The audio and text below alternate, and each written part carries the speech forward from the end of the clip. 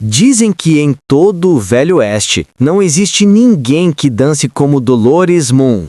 Mas o que quase ninguém sabe é que quando ela dança, o perigo dança com ela. E naquela noite, a noite que mudaria tudo, até as balas pareciam acompanhar o ritmo dos seus passos. Era quase meia-noite quando as portas saloon de Red River rangeram, empurradas pelo vento seco. A música estava fraca, como se tivesse medo da própria sombra, até que Dolores Moon subiu ao palco. Ela não precisava de apresentação, bastava caminhar e todos os olhares se dobravam. Vestido vermelho, passos calculados, sorriso que escondia mais segredos do que qualquer cofre da região. Ela era um espetáculo e uma ameaça silenciosa.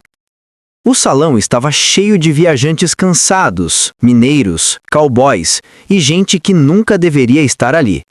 Entre eles, 3 homens vestidos de preto, com cicatrizes que não vinham do trabalho honesto. Eram os enviados do Rei da Fronteira, o chefe da máfia local. Aquele tipo de gente que acredita que tudo pode ser comprado: corpos, terras, silêncios ou dançarinas talentosas. Mas Dolores Moon não era mercadoria. Assim que a música começou, ela girou no centro do palco, leve como poeira ao vento e firme como uma promessa. Seus olhos, porém, estavam atentos. Ela sabia que aquela noite não seria apenas mais uma apresentação. Sabia que viriam atrás dela. Sabia, inclusive, o preço que tinham colocado pela sua liberdade. Enquanto continuava a dançar, os homens de preto se separaram pelo salão, fazendo sinais discretos. Pensavam que estavam sendo sutis. Não estavam. Dolores percebeu cada movimento, o modo como um deles se aproximou do bar, o outro se posicionou perto da porta dos fundos e o terceiro caminhou até ficar exatamente sob a luz, observando-a como um predador indeciso. O público, distraído pelo show, não notou nada, mas Dolores notou tudo. A música aumentou, seu vestido balançou, ela deu um giro rápido e seus olhos encontraram o do homem que parecia comandar o trio. Ele sorriu, convencido de que tinha a situação sob controle. Mas Dolores respondeu com algo pior que um não. Ignorou-o completamente. A humilhação foi o estopim. Ele levantou a mão, preparando o sinal.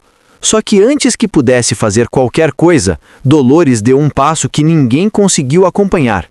De repente, o ritmo da música pareceu se transformar. Não era mais apenas uma dança, era uma preparação.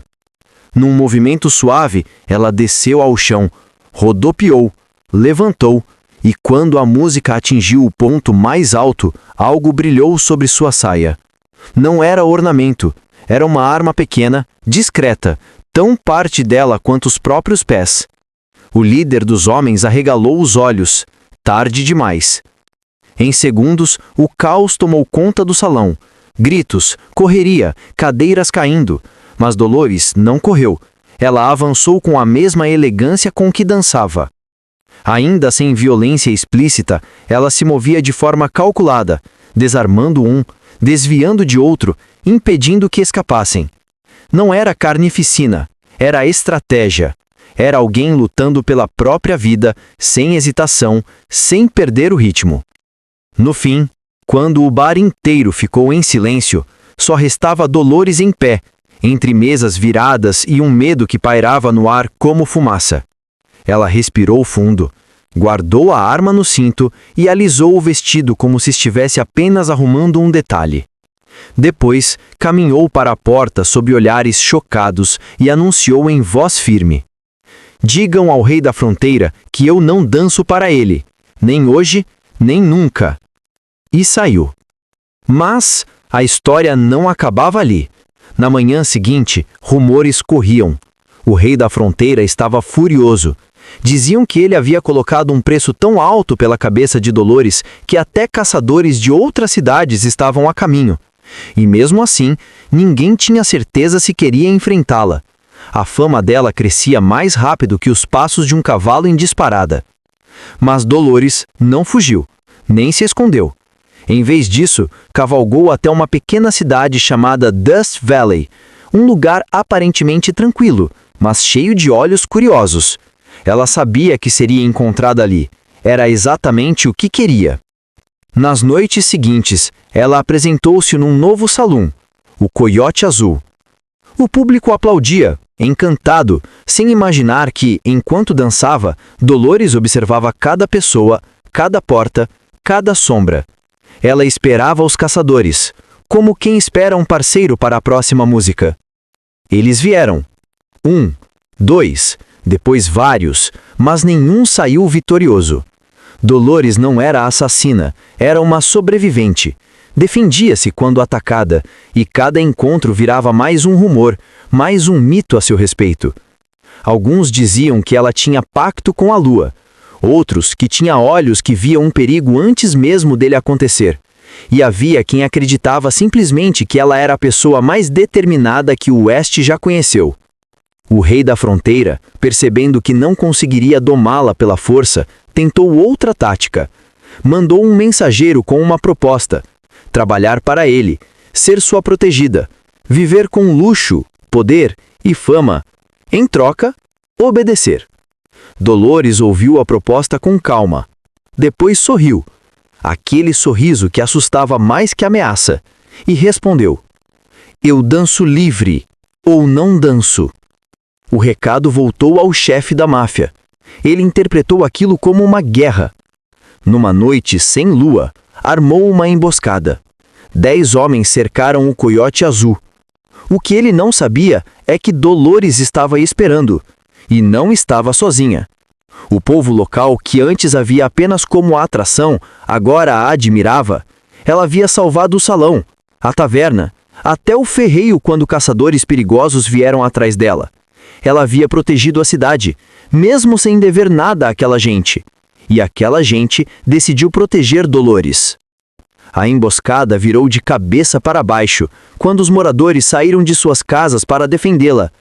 Todos unidos, não pela guerra, mas pela gratidão. Dolores não precisou disparar mais do que algumas vezes. A presença da cidade inteira bastou para que os homens do rei fugissem, percebendo que estavam enfrentando não só uma dançarina, mas todo um povo. No dia seguinte, o próprio rei da fronteira apareceu. Veio sozinho, arrogante, armado até os dentes. Pensava que poderia intimidar Dolores e o resto da cidade. Dolores caminhou até ele, serena, firme, sem nenhum medo aparente. O silêncio era tão pesado que parecia que até o vento prendia a respiração. Ela parou a poucos passos dele e disse: você veio buscar uma dançarina, mas o que encontrou foi uma mulher que não se curva. O rei tentou sacar a arma, mas percebeu que todos ao redor já estavam com as mãos nas próprias armas. Não era um duelo, era uma decisão coletiva. Ele, finalmente, entendeu. Ali, ele não tinha poder. Guardou a arma, virou o cavalo e foi embora. Não voltou mais nunca. A história de Dolores Moon se espalhou além das fronteiras, virando lenda, música, conto ao pé da fogueira. Diziam que ela continuou a dançar, não para se exibir, mas para lembrar ao mundo que liberdade não se pede, se conquista.